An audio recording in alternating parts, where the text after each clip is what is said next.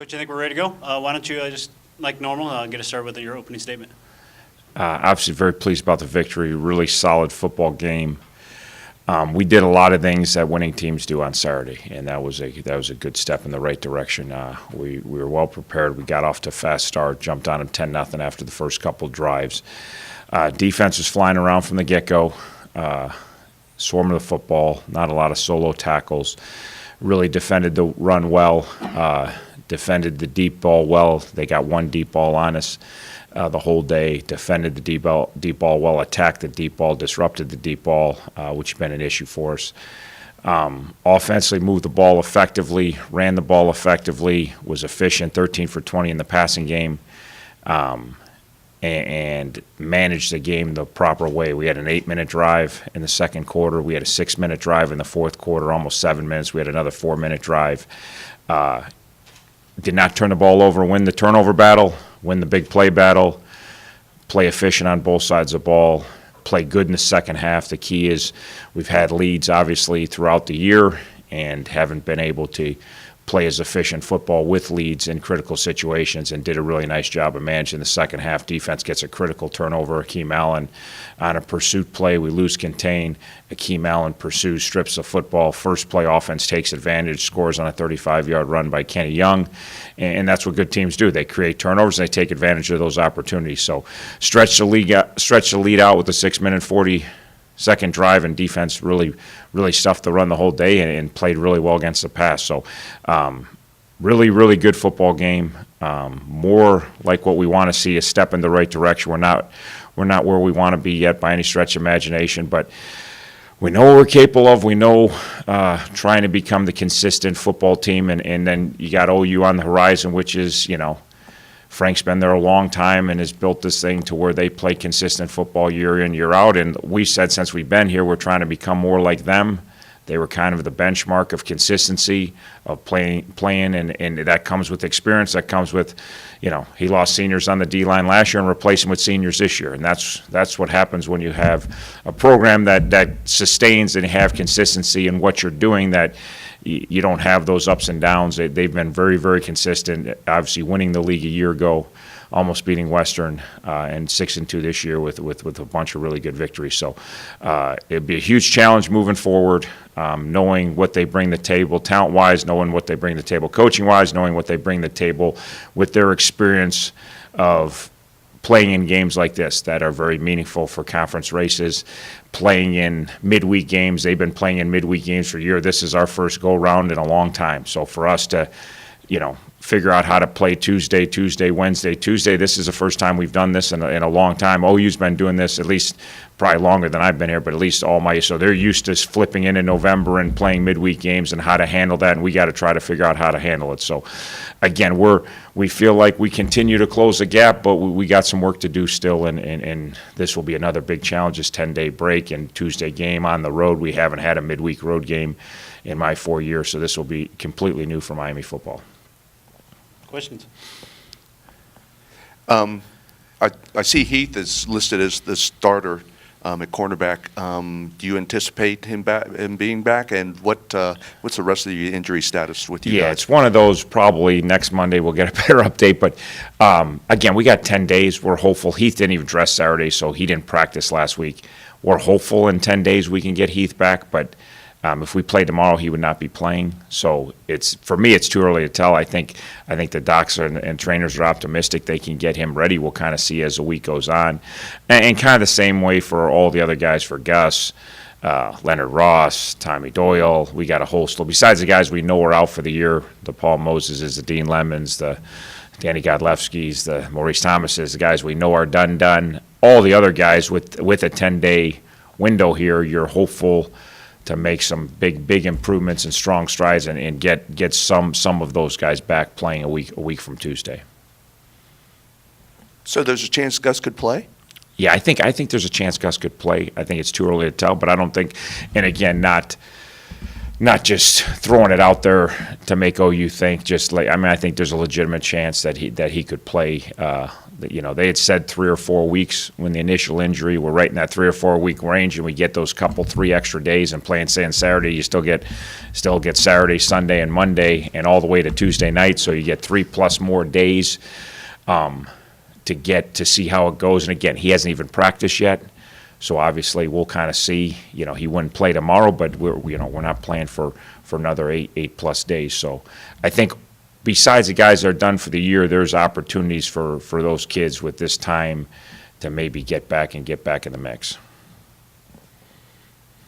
So can you be a little more specific about what Ohio brings to the table offensively and defensively? Are they pretty much the same as they've been in the past years, or are there any new wrinkles that you have to worry about? Yeah, they're structurally they've had the same coaches, same coaching staff, and that's where consistency is so important.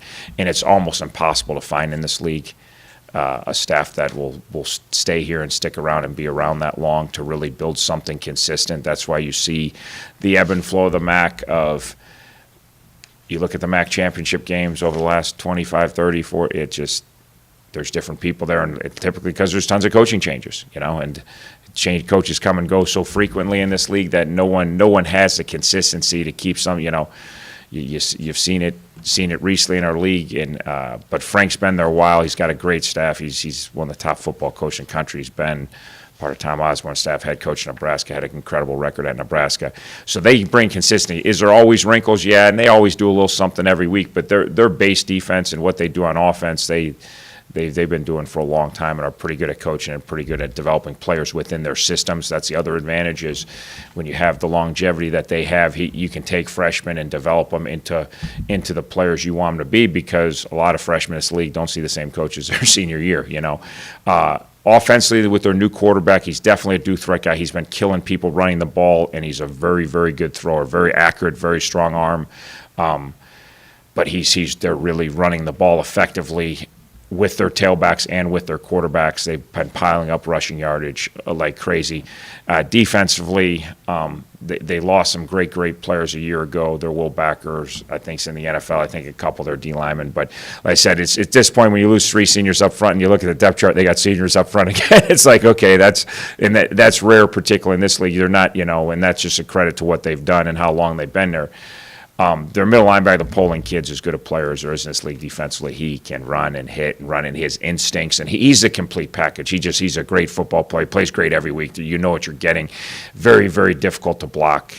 Has many games in the 15 to 20 tackle range and sideline to sideline all over the field. Their Sam Backer the Moore kid is a fantastic run and hit guy. Big play, had another big pick a week ago, and so they are very, very hard to run against, have been very hard to run against for a long time, and they get a lot of interceptions when you try to throw it. They make teams one-dimensional. They tee off with their games up front, and they play pass coverage, and they're very opportunistic. So there's a reason they've been, kind of the top of the East for a while, and they've been very consistent, and I'm sure they'll have a wrinkle or two for us, but you're going to get 90% of what OU does. That's why they've been successful. Coach, talking about the running game and looking for consistency, you go back to Central Michigan over the course of 5 games, Kenny Young averaging right at or just over 100 yards a game. I know there's a lot that goes into that, but Kenny's really been consistent over the last 5 games. Yeah, Kenny's really, really been a difference maker. And like I said on our conference call earlier, like him and Zoe have really stepped up, because we come in the year and you got 4 with Leonard and Maurice Thomas, you got 4 really capable tailbacks, and then you lose 2 of them. And as much as we play 2 tailback sets, you say, well, you have 4, you only need 1. We really need 2 all the time in our offense, and then you're down to 2. So Kenny has really stepped up with more increased opportunities and played really consistently, like you said, and he's a consistent big play guy. If we get him out in space, he can make things happen in a hurry and turn short gains into long games. Obviously, with his touchdown run last week was fantastic. Well blocked, got him, and again, we always talk, get him to the second level and see what he can do, and we got him, we blocked it really well up front with our line, our tight ends, then we got him the second level, then he did some really nice things when he got in the second level. Those are things that are hard to coach. And then Zoe's really stepped up with increased playing time too. So those guys have not only been consistent high performers, but been very rugged and with how much we like to run the ball and use them in pass pro and use them in the pass game, but also been very durable these last, since you lose Leonard and Mo early in the Cincinnati game, and we haven't seen them since. So it's been tough on those two, but they've really stepped up on behalf of the football team. Is there any concern at all with, I mean, this is such a big game and such a big rivalry. Do you feel like you have to manage the intensity a little bit more to keep things calm with your players, or can they do that on themselves pretty well? Yeah, we're gonna try to stay with where we were last week and work hard to stay where we were. We have worried way too much about all that crap. We've worried way too much about preseason rankings and coming off miracle finishes a year ago and exciting bowl games and what we're capable of becoming versus what we are becoming. And last week we took a nice step in the right direction of getting back to being the blue-collar football team that we've been building for 4 years. And just like we talked last week, we're not far from that team. We've been a little bit off kilter and we've worried too much about outcomes and results and rivalries and big games and conference championships and all this stuff that is awesome, and you want all your family, friends to be excited about all those things, because that's exciting that people are talking about Miami football and that like, but we haven't handled it well. We haven't handled those situations well. We haven't handled worrying about the result very well, and I don't know that anybody does, and we've always prided ourselves on being a very process-oriented team that worries about grinding it out every day and trying to improve and not worried about that, OU's a rivalry, or, obviously you're in November and every game is so important at this point in time. And obviously this is a huge game for so many reasons. Like we've been down that road already this year where we worried about all the hype surrounding things. And at certain times we lost focus on playing efficient football, and last week I think we, like I said, made a small step in the right direction of going back to playing efficient football, playing winning football. We did a lot. It wasn't super flashy against ball. We did things that winning teams do, and we stopped doing things that losing teams do. We took care of the football. We eliminated big plays, and we got our big chunk plays, and we managed the game properly, and we played field position.